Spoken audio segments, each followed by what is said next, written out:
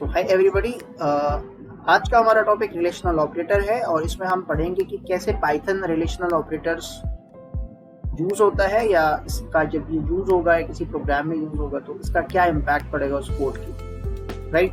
तो relational operators use to compare relation और establish the relation of true और false between two values, that is left side value and right side value. मतलब आपके पास एक variable है और या वैल्यू है, लेट्स से किसी ने कह दिया x आपके पास 10 है, अब कोई कहता है x इज लेस देन 5 या कहता है x इज ग्रेटर देन 5 या कहता है x is double is equals to 10 या कहता है x is not equal to 10। तो ये आपकी जो यहाँ पर ये वैल्यू है, this is called left side value of the operator and this is called right side value of the operator. तो अब ये जो पाइथन है वो चेक करेगा कि ये जो वैल्यू है ये 10 के इक्वल नहीं है, अगर नहीं होगी तो ये ट्रू देगा, नहीं तो फॉल्स देगा। ये ऑपरेटर जो है that is called comparison operator. इसका काम है ये कंपेयर करता है लेफ्ट और राइट साइड की वैल्यूज को। अगर ये दोनों वैल्यूज बराबर है, यानी अब x में भी 10 पड़ा हुआ है और यहाँ भी 10 लिखा हुआ है, तो ये रिटर्न करेगा ट्रू, नहीं तो ये रिटर्न करता फॉल्स। ठीक, तो फिलहाल इसका आंसर ट्रू आएगा क्योंकि हमारे x की वैल्यू कितनी है 10। यहाँ पे x इज लेस देन 5, मतलब 10 इज लेस देन 5, तो क्या वाकई में लेस है क्या? नहीं है। आंसर क्या है? ये स्टेटमेंट गलत बोल रहा है, तो आंसर हुआ फॉल्स इसका। तो कोई भी रिलेशनल ऑपरेटर जो आउटपुट देता है वो या तो ट्रू देता है या फिर फॉल्स देता है, लॉजिकल आउटपुट। यहाँ पे चेक करना है क्या 10 इज ग्रेटर देन 5 है, क्योंकि x की वैल्यू 10 है, तो इनडायरेक्टली हो रहा होगा 10 इज ग्रेटर देन 5। तो वो कह रहा है क्या 10 5 से बड़ा होता है, 5 से बड़ा होता है, ऑब्वियसली बड़ा होता है भाई, ये सही लिखा हुआ है। तो इसका मतलब इसका आउटपुट क्या हुआ? ट्रू। बात आ रही समझ में? तो ये होगा इसके एक साइड का ऑपरेटर। बोलो क्लियर? अब डबल इक्वल टू आपने लगाया, so this is called comparison operator in Python, also in Java, also in C plus plus, even in C also. So हर प्रोग्रामिंग लैंग्वेज में जब आप दो बार डबल इक्वल टू लगाते हो, उसका मतलब है वो इक्वालिटी चेक करता है कंटेंट की। ठीक है, कि दोनों कंटेंट आपस में बराबर है या नहीं है। इस पॉइंट पर मैं आपको एक बात बहुत अच्छी तरह बता दूं, ये पाइथन के साथ स्पेसिफिक है, बाकी लैंग्वेजेस में ये रूल फॉलो नहीं होता।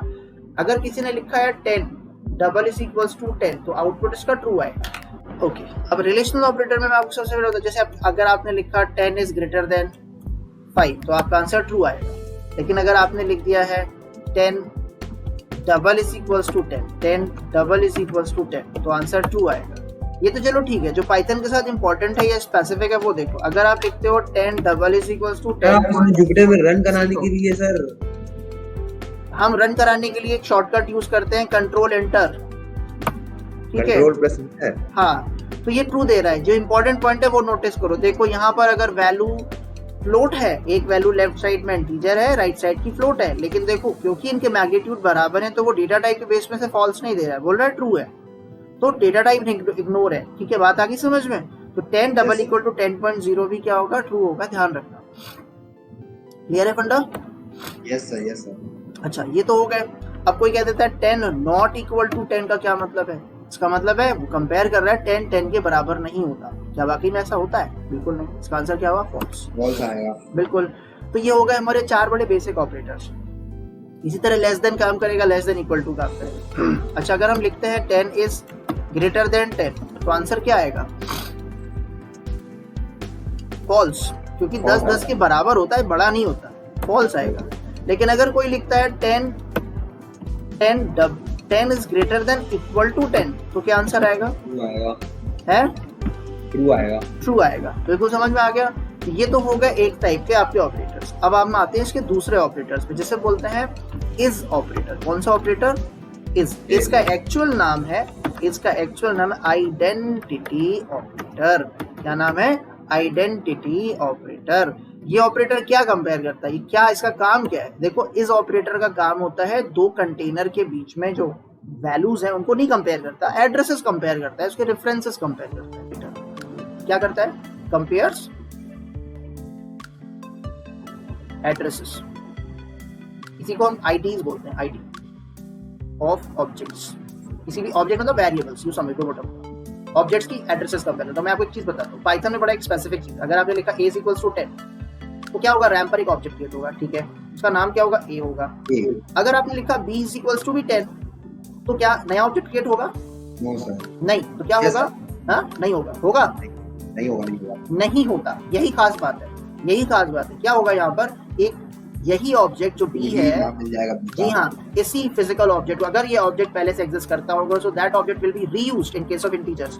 अब ए और बी दोनों के ऑब्जेक्ट सेम है, तो जाहिर सी बात है जब फिजिकली कोई चीज सेम होगी तो एड्रेस भी सेम होंगे, राइट। तो इस पॉइंट ऑफ व्यू से अगर आप चेक करोगे और अगर आप लिखते हो ए इज बी, तो आपका आंसर क्या आएगा इसका? ट्रू। क्यों? जानते हो क्या हो रहा है पीछे? कंपेयर वैल्यू नहीं। कोई बोलेगा sir A double equal to B लिखोगे तो भी ट्रू आएगा, ऑब्वियसली वो बात सही कह रहा है, लेकिन A double equal to B में ट्रू इसलिए आएगा क्योंकि वो 10 को कंपेयर कर रहा है। वो कह रहा है ए के पास कितने, सोचिए 10 रुपए है, तो ए के पास कितने रुपए? 10 रुपए। बी के पास कितने रुपए? 10 रुपए। बंदा फिलहाल लेगा, एक सोचो एक स्टूडेंट है, उसका नाम स्कूल का राहुल है और घर का नाम लेट्स से कि बिट्टू है। अब स्कूल वाले कहते हैं यार राहुल को ना प्राइज मिला है फर्स्ट प्राइज, और घर वाले बोलते हैं बिट्टू को फर्स्ट प्राइज मिला है। यार बात तो दोनों ही सही कह रहे हैं, फिजिकली वो बंदा है अकेला, एक ही बंदे की बात हो रही है, नाम दो अलग अलग है। तो बात समझ में आ गई। तो आईडी वाइज बात करोगे तो ट्रू आएगा, यानी एड्रेस वाइज बात करोगे तो भी ट्रू है क्योंकि दोनों की आईडी सेम है, और वैल्यू वाइज बात करोगे तो भी ट्रू आएगा। बात आ गई समझ में। लेकिन आप इज लगाओगे तो एक्चुअल में जो इज है ना, ये जो इज लगाया है, ये वाला जो एक्सप्रेशन है, it is equivalent to ID of A double equal to ID of B. मतलब जब आप इज लिखते हैं तो बैकग्राउंड में इनके एड्रेसेस कंपेयर होते हैं। एक आईडी क्या है 7000, बी की आईडी क्या है 7000, दोनों की आईडी बराबर है, मतलब फिजिकली ऑब्जेक्ट भी सेम है। बात आ गई समझ में? क्यों आई समझ में ये बात? नहीं आई? अच्छा, तो ध्यान रखना कि इस ऑपरेटर क्या कंपेयर करता है? एड्रेसेस कंपेयर करता है। अब यहाँ पर एक ट्विस्ट आएगा जो मैं भी आपको क्लियर कर रहा हूँ with in few seconds.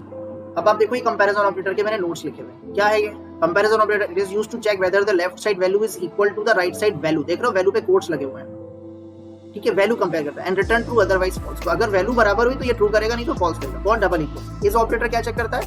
Compare addresses of the object. If addresses are equal it returns true otherwise false. बात आ रही समझ में?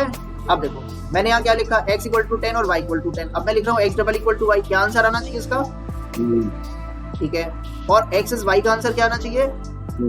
सही है। समझ में आई बात? क्यों आना चाहिए? मैंने बताया ना कि जब भी क्या लिखा है, whenever integer is used if two or more variables have same integer value up to 256। अब ये नए वर्जन में चीज चेंज होगी, ठीक है, ये 256 तक नहीं है और आगे तक है। So new object is not created. ध्यान रखना कि नया ऑब्जेक्ट नहीं क्रिएट होगा। अगर आप 1000 ऑब्जेक्ट भी बनाते हो और उन सारे ऑब्जेक्ट यानी उन सारे वेरिएबल्स को आप 10 देते हो, यानी सेम वैल्यू असाइन करते हो, तो नया ऑब्जेक्ट नहीं बनेगा। वो ऑब्जेक्ट अगर पहले से रैम पर है तो वही ऑब्जेक्ट रीयूज होगा। तो इसीलिए आईडी भी सेम मिलेगी और वैल्यू भी सेम मिलेगी। तो दोनों ही डबल इक्वल टू भी ट्रू देगा और इज भी ट्रू देगा। ये बात समझ में आ गई? Yes sir. अच्छा, ये फैक्ट इसलिए थोड़ा बड़ा है क्योंकि सर किसी ने बोला ये तो इंटीजर के साथ चीज है। सर फ्लोट के साथ भी यही होता है या अलग होता है? तो आंसर है फ्लोट के साथ कॉन्सेप्ट डिफरेंट है। और मैं भी प्रैक्टिकली भी आपको चीज बताऊंगा। पहले आप कॉन्सेप्ट समझ लो। ये पुराने वर्जन में था, 257 पे ट्राई किया था तो फॉल्स आ गया था। अभी मैं इसको छोड़ दे रहा हूँ। फ्लोट पे बात करते हैं। जब हम फ्लोट की बात करेंगे, देखो दोनों वैल्यू 10.0 है नहीं है? है, यहाँ पर भी 10.0 है, यहाँ पर भी 10.0 है। जब आप डबल इक्वल टू करोगे तो डबल इक्वल टू तो एड्रेसेस वैल्यू चेक करता है, तो वैल्यू तो देखो दोनों की बराबर है, 10.0 10.0। क्यों भाई? इसलिए पहला आंसर क्या आया? ट्रू आया। लेकिन इस क्या देखेगा? उनके एड्रेसेस को कंपेयर करेगा। एक का एड्रेस 7400 होगा तो दूसरे का बिल्कुल 7400 नहीं होगा, कुछ और होगा। हालांकि ये सिर्फ, और ये हर बार बदल जाएगी। जब भी आप प्रोग्राम बनाओगे हर बार नए एड्रेसेस मिलेंगे, ठीक है? समझ गए बात को? एक्स इज वाई, जब आप एक्स इज वाई करोगे तो वो देखेगा क्या एक्स का एड्रेस जो कि 7400 है डबल। मैंने बताया था ना एक्स इज वाई के इंटरनल मतलब क्या है? इंटरनल मतलब क्या है? एड्रेस कंपेयर करना। ID of X double is equals to ID of Y है। तो भाई देख लो आईडी तो बराबर है। मतलब फ्लोट वैल्यू में हमेशा नया ऑब्जेक्ट बनाएगा। ओके सर, समझ आई बात? इसलिए आप देखो ये स्क्रीनशॉट है 10.0 10.0 डबल इक्वल टू क्या दे रहा है? ट्रू। लेकिन एक्स इज वाई आप लिख रहे हो तो क्या आंसर आ रहा है? फॉल्स। ठीक, तो आप जितनी बार भी करोगे यही होगा। कोई भी वैल्यू उठा लो, हमेशा नया ऑब्जेक्ट बनेगा, भले वो कितनी छोटी वैल्यू हो कितनी बड़ी वैल्यू। ये बात समझ में आ गई फ्लोट के साथ? Yes sir. अच्छा, अब हम आगे बढ़ते हैं। अभी मैं तुम्हें डबल इक्वल टू और एसी पढ़ा रहा हूँ। अब हम बात करते हैं स्ट्रिंग। सर मेरे पास स्ट्रिंग है, सर दोनों वेरिएबल में सेम स्ट्रिंग पड़ी है, मैंने सेफ क्लासेस रखी है दोनों में। एक्स में भी सेफ क्लासेस है, वाई में भी सेफ क्लासेस है। मैन्युअली टाइप करिए स्टैटिक स्ट्रिंग है, मतलब कीबोर्ड से नहीं मांगी। जब मैं कंपेयर करूंगा डबल इक्वल टू लगाऊंगा तो वैल्यू चेक होगी, वैल्यू तो दोनों की बराबर है, मतलब एज्यूम कर लेते हैं केस भी सेम है, ठीक है ना? क्यों भाई समझ आ रही है ना? केस डिफरेंट होगा तो फॉल्स आएगा, लेकिन मान लेते हैं केस सेम है। तो जब केस सेम होंगे तो आउटपुट इसका क्या आएगा? पहले वाले का आउटपुट ट्रू, दूसरे वाले का आउटपुट क्या आएगा? ट्रू। ये भी ट्रू आएगा। ये ध्यान रखना कि अगर ये स्ट्रिंग मैनुअल यानी स्टैटिकली हमने टाइप करके वेरिएबल में सेव करी हुई है, कीबोर्ड से इनपुट फंक्शन से नहीं मांगी, तो हमेशा अगर ये एक बार बन गई होगी तो वही स्ट्रिंग रीयूज होगी, वही ऑब्जेक्ट स्ट्रिंग का रीयूज होगा। एक्स को भी वही स्ट्रिंग पॉइंट कर रही है, एक्स यहाँ पॉइंट कर रहा है, वाई भी यही पॉइंट कर रहा है। बात आ रही समझ में? Yes sir. हाँ, तो दोनों ने क्या आउटपुट दिया? ट्रू और ट्रू दिया। ये बात समझ में आ गई आपको? Yes sir. हाँ, तो ये किसी को पढ़ा रहा हूँ तो इसलिए उसका नाम। ओके, तो ये रीजन भी यहाँ दिया हुआ है। रीजन क्या दे रहा है? If string is saved as static string, so if two or more strings have same content, then new object will not created and IDs will be same। ठीक, अब वही क्वेश्चन है, वही लॉजिक है, बस थोड़ा सा चेंज किया है हमने। अभी एक स्ट्रिंग स्टैटिक ले ली, एक को हम कीवर्ड से एंटर करा रहे हैं, लेकिन अज्यूम ये कर रहे हैं कि जब हम एंटर करेंगे तो हम इंटर भी सेफ क्लासेस ही इंटर करेंगे। ठीक है, same case, same spelling, no change. तो एक्स की कंटेंट सेम है, कंटेंट सेम होगा तो डबल इक्वल टू तो ट्रू देगा। Yes sir. लेकिन ध्यान रखो कि अगर हम इनपुट से कभी भी स्ट्रिंग लेंगे, भले ही 2 स्ट्रिंग ले, 3 ले, और उसमें सेम कंटेंट लिखे हैं, स्पेलिंग सेम, केस सेम, सब कुछ सही है, तो भी वो डिफरेंट ऑब्जेक्ट्स होंगे। और डिफरेंट ऑब्जेक्ट्स होने की वजह से इनके आंसर क्या आएंगे? फॉल्स आएंगे। बात समझ में आया? आईडी के बेस पे फॉल्स आएगा, ये याद रखने वाली चीज है। इंटीजर में किसी भी कॉन्सेप्ट में ट्रू आएगा, फ्लोट में हमेशा नया ऑब्जेक्ट बनता है, फ्लोट में हमेशा नया ऑब्जेक्ट बनता है, हमेशा आईडी बदल जाएगी तो आईडी हमेशा फॉल्स आएगी। और स्ट्रिंग में अगर मैनुअल स्ट्रिंग है, स्टैटिक है, हमने टाइप करके लिखी हुई है, तो ट्रू आएगा। डबल इक्वल टू तो ट्रू देगा ही, इस भी देगा, क्योंकि ऑब्जेक्ट नया नहीं बनेगा, वही ऑब्जेक्ट यूज होगा। लेकिन अगर हमने स्ट्रिंग को कीबोर्ड से एंटर किया हुआ है तो फिर उस केस में डिफरेंट ऑब्जेक्ट बनेंगे और आईडीज डिफरेंट हो जाएंगी, तो इस हमेशा फॉल्स देगा। बात आ गई समझ में? ये थ्योरी लिखी हुई है।